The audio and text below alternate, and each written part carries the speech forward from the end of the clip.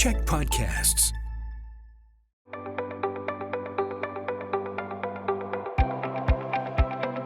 Hi, I'm Bruce Williams. I'm the CEO of the Greater Victoria Chamber of Commerce, and this is Chamber Chats, coming to you, as always, from the podcasting studios here at the Czech Media Group, one of our chamber champions. I'd like to begin, as always, by acknowledging that I live and work in the ancestral territory of the Lekwungen-speaking nations, known to us as Songhees and Esquimalt nations. And Chamber Chats is made possible by the support of Island Savings, a division of First West Credit Union, some people who have experts with solutions as unique as your business. We, for many generations, have been a car culture, a motor vehicle culture. But we've seen some shifts in that, of course, with disruptors like electric vehicles, people switching over to more transit. And our relationship with cars and motor vehicles changed a little bit through the pandemic because of the changes that happened there. I'm going to talk about that today with some experts in the entire field. Amy Jones is here. Amy is the Chief Administrative Officer for Galaxy Motors. Amy, welcome to Chamber Chats. Pleased to be here. Thank you. And Mandu Goebel is with us as well. He is the Managing Director of Operations for the Campus Auto Group. Mandu, how are you? Yes, I'm good. Thank you for having me as well. Great. So, Amy, we're going to talk about some of the disruptions in the car business, the auto business, throughout the pandemic. But first of all, where are you at now compared to where you were at the beginning of the pandemic? I don't think business has rebound completely. I think we're still a little bit, potentially a couple years shy of getting back to where we once were. And to be honest, I'm not sure if that will ever happen. But I think initially with the pandemic, a lot of things changed, of course. For a while, we weren't selling really any cars. And then when we were seeing prices just skyrocket. And we couldn't believe what vehicles were worth.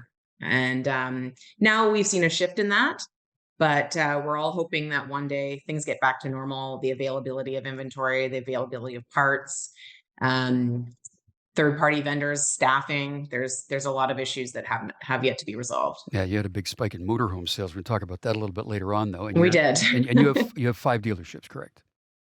But 5 automotive and 3 RV, yes. 3 RV, yeah. Okay, Mandu, let's talk about Campus Auto Group. How are things looking now compared to way back in March of 2020? Well, yeah, lots has changed for sure. Things are looking good now. It was definitely a stressful time right off of March of 2020. Like Amy said, it was very difficult for quite a few months, and we all kind of had to shift through that, like a lot of businesses in Victoria had to do. But we slowly built back, and we were fortunate enough to keep most of our staff on, which did help us a lot through that time. And we actually stepped up and supported our staff. And then when business did come back, which came back fairly quickly, we had a lot of good staff on hand, and we were able to grow fairly quickly. Yeah. So Amy, you referred to some of the times when there's really nothing going on because people frankly weren't leaving their houses, right? So they weren't driving as much. Was that the case? Right. I mean, I was sitting in which was our sort of flagship dealership at the time, on the Colwood Strip, which is what it's always known for having a lot of car dealerships. And I remember sitting there in my office, which faced the highway. I mean, I could count the cars in an hour. I mean, we called it a ghost town. It truly felt that way. And I mean, we didn't know what was to come. Thankfully, we shifted from that, but it was pretty scary there for a bit. Yeah, and your dealerships, of course, deal in pre-owned vehicles. Right. Entirely. So, Mandu, let's talk about the new car side of it. They stopped making cars, right? And you said that you had a lot of inventory on the lot, but when the pandemic really started to take hold, they weren't making any cars, right? Well, that's exactly right, Bruce. Basically, they had a lot of dealers had a lot of inventory on hand, and then basically all the manufacturers cut production almost entirely for a few months there. So really the inventory that we had sold out, and then before we knew it, we all learned a lot about supply chains, and we never knew this stuff before, and we're on a Zoom call with the manufacturers trying to understand logistics and shipping and really how long it takes for a vehicle to be built and shipped over. So yeah, it took a long time, to learn that and get through that. But they started building up slowly, but they weren't able to build at the rate the market increased or came back, right? So the new car market came back fairly quickly, and the manufacturers weren't able to keep up with that. And that was, a little bit caused by the manufacturers cutting back more than they should have. And then also supply chain issues, the semiconductors and the microchips, everyone's heard about that in cars. That was a big problem. So they weren't able to produce cars to the level of the demand. And even the parts that you would need, Amy, I'll go to you for this one. In your repair department, the parts were not forthcoming to fix cars in general because nobody was making the parts, right? That's right. Some vehicles would sit on the lot for months waiting. Yeah. That's getting better though. It's getting better. We still see a few challenges, but definitely not as many as we did a couple years ago. Just when we were before we started recording here, we talked about the fact, Mandu, I'll go to you for this one, that none of you have body departments anymore. I had to get body work done on my car a short time ago. It took me 3.5 months to get into a place for it to get done. How has the labor situation impacted you? You said you kept all your staff on, but you must have challenges, right? We definitely do have challenges. I mean, the issue that you had with the body shop is an issue we have with getting work done, but not just body shops, other places too, right? So I think in Victoria there's a real problem with not having enough staff in a lot of places, right? So I don't have all the solutions for that. If I did, I'd be doing really well. But yeah, it is an issue. But people are wanting to hire, and there's a lot of competition for those good employees out there. So businesses are having to be creative, and they're having to offer things that they haven't offered before. And I think with the pandemic and coming out of that, there's been a real um, work-life balance, kind of push from a lot of people, and they want that in their workplace. And we maybe not didn't offer that in the way we could have, and we're starting to adapt to that. And I think businesses are going to have to do that moving forward. And we as a chamber advocate all the time for increased training for people in trades, especially for the mechanical sides of things. So, Amy, you've probably had some issues there, as well as I know that yours is an industry where people tend to poach from one another. Has that been much of an issue? There definitely does seem to be a bit of that going on, yes. And I think right now it's very much an employee's world.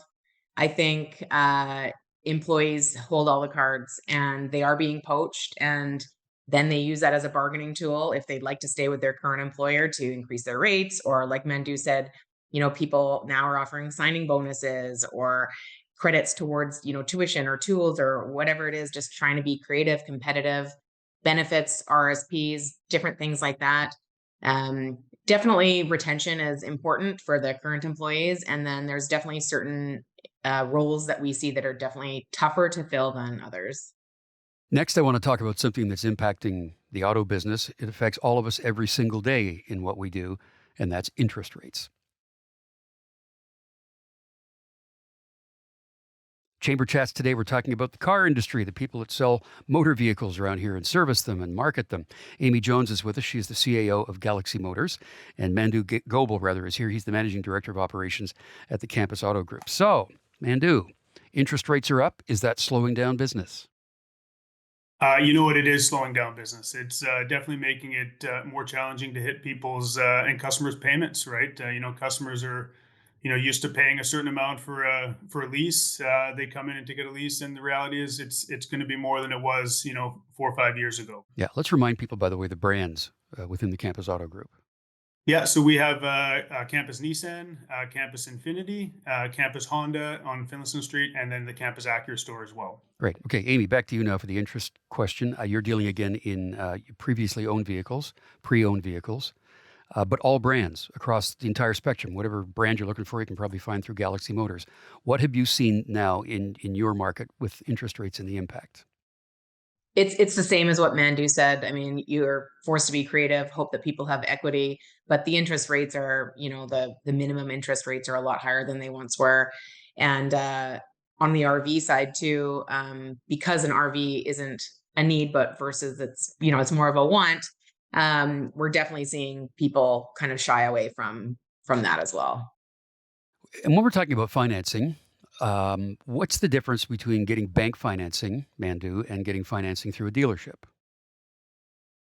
Well, the dealerships deal with most of the major banks. This would be the same at most dealerships in town, right? So if a customer wanted to go and shop at their own bank, well, they're really just dealing with one option of what that bank has to tell them. If they come and deal with a dealership like us, or even Galaxy and anyone else, they have lots of options. So our finance managers can shop out to different banks, and different banks offer different rates.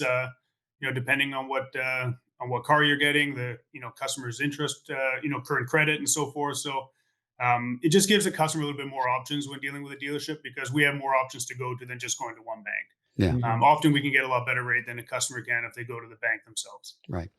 So, Amy, you mentioned earlier on about the motorhomes and that people were kind of indulging themselves by doing that because domestic travel was the only option we had. Did you see a lot of people with pent up spending, though, because they weren't traveling, they were saving all that money, so they treated themselves to something? Did your sort of luxury and specialty car sales go up? A couple years ago Yeah. or recently? Well, since the pandemic.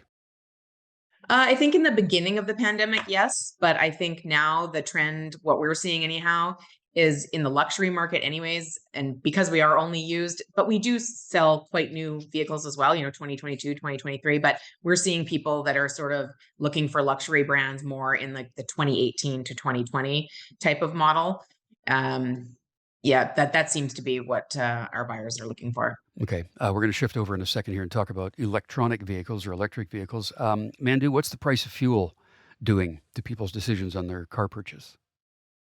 The price of fuel has always been a factor. I mean, certainly when it was up at that, 220 and plus 230 range, a while ago, that was a problem. But, even a gas at, 199, I think it is today. It's a factor, but a lot of the new cars are more efficient than they used to be, right? So it is definitely improving on gas. You did mention, EVs. We do sell a lot of electric vehicles. There's hybrids and other models, but yeah, gas is a big one. I mean, you have higher interest rates. People are paying more on their mortgages than they used to be. You're adding more in groceries, and then you throw higher gas prices in there. It definitely is a factor.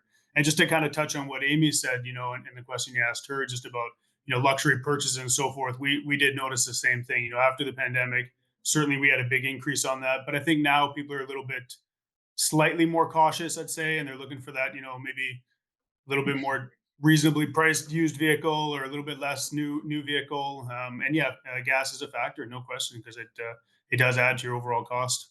Yeah, Amy, what do you hear from your salespeople that are on the floor and on the ground? What are they hearing from people about the influence of gas prices? Well, our new store in Langford's right beside the co-op gas station, so Perfect. so we have that nice visual of what the current fuel prices are. But yeah, I think it definitely does impact. But I also think people realize that the price of fuel is likely not going to shift too much.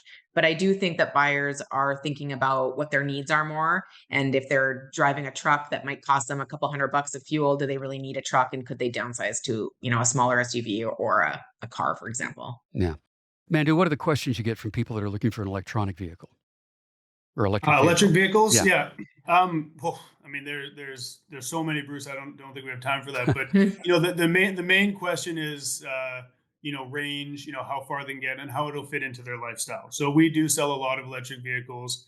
At Campus, Nissan, we've been the number one Leaf dealer for Nissan in Canada for 5 years in a row. So we do have a lot of experience with electric vehicles, and we get a lot of customers coming in and asking us those questions. But it really just comes down to, does it suit your needs? What are you using your car for? And then really picking an electric vehicle that you can charge easily. You have somewhere to be able to charge it. I think it's really important to leave your house on a full charge and not trying to charge when you're out there and so forth, and using the public stations for supplementing or upping your charge on a road trip or when you're heading out. But yeah, there's a lot of questions. Way too many to go over. But first thing is, what are you going to be using the car for?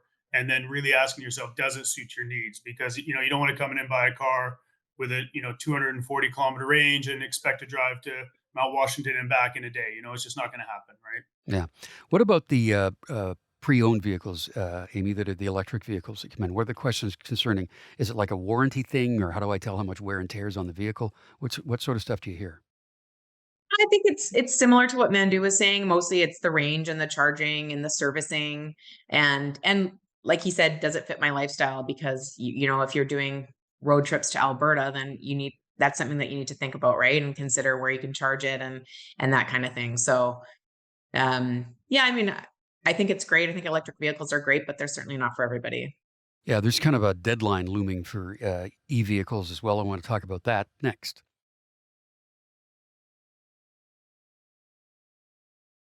On Chamber Chats today, we're talking about vehicles, motor vehicles, cars, SUVs, motorhomes even.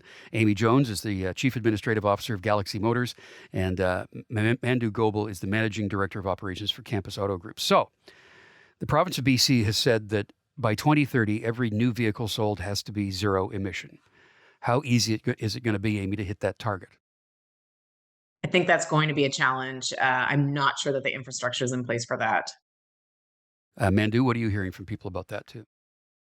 I would 100% agree with Amy. I personally can't see it happening. I would like to think it could, and it sounds great, on paper, but there just isn't the infrastructure, and people are going to have to charge these vehicles, and people are going to have to be able to use them, right? So if they do go that way, we will see, I guess, right? But keep in mind, even by 2030, it is a date, but there'll still be all the cars that are on the road, a lot of the cars on the road today. So it Yeah. doesn't mean that all of a sudden in 2030, every car is electric. It just, they're saying that the new vehicle sold. But, people are resourceful. They'll maybe switch to buying more used vehicles if they're really wanting a gas vehicle still. But we will see. It's still a ways off, and infrastructure needs to change, or needs to improve. Sorry, Yeah. and even the technology in the cars, I think you're going to see a big change, Bruce, over the next several years. And some of the technology that's coming down the road with some of the manufacturers for the batteries and the solid state battery and how quickly they can charge. I think if that can change, then potentially it could happen. But the technology needs to change, and change quite rapidly from where it is today for that to be feasible. Yeah, we are the jurisdiction in Canada that sells the most electric vehicles per capita. So, Mandu, I'll stick with you for a second. What is the shift over to electric cars doing to your work in the repair department? Like, what kind of retraining has had to happen? So yeah, it's a lot of training for the technicians. Some of the courses. They're obviously a lot to do it. I mean, a lot of the mechanics and technicians get trained through the schooling, and they come out knowing how to fix engines and do oil changes and all these kind of things. Then they get an electric vehicle, and none of that really applies, right? So it is a little bit of a relearning process for them. But we sell a lot of electric vehicles. We service at our Nissan service department. Probably lots and lots every single day, right? So it is a big part of our business. We find that the customers that do have electric vehicles are quite loyal, and they do continue to service with us. So in terms of our business, it's good business. And although there isn't as much maintenance as with a gas or diesel vehicle, there's still stuff that's required, and they do come back to the dealer quite a bit for that. So it's overall still pretty positive. Okay, let's go back and talk about motorhomes now. Amy, you brought that up that my understanding is that people started to buy motorhomes during the pandemic because they couldn't travel internationally. So they started to travel the country. Tell me about how all that came down. Yeah, so I mean, once the borders closed and people couldn't go on any trips, a lot of people decided that they were going to give camping a shot. And originally they would start with something smaller and then they would trade up, and that trend sort of continued, and they would trade in their old, fifth wheel trailer motorhome for something new, and the pattern sort of repeated itself for a couple years until the borders opened up, of course, and people could then travel again. And some people decided they still liked camping, and other people decided it just wasn't for them. And then they didn't want to own that motorhome anymore, so they were looking to get out of it, and in some cases sell it back, or that kind of thing too. Yeah, so there's lots of them available right now, is what you're saying. Yes, there's definitely a surplus of inventory right now. Okay, so if you're looking for a motorhome, you might want to try out Galaxy. Yes. We've seen this huge increase in people ordering things online and having it delivered to their house.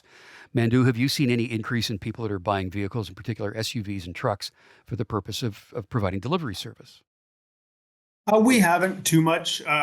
What we used to do is we used to sell a lot of commercial vehicles, vans. We used to sell the Nissan NV200, and that was good business for us, and for a lot of those reasons. Nissan discontinued that vehicle, unfortunately, in Canada, so that was a little bit of a blow for us there. But we do still sell quite a few pre-owned ones.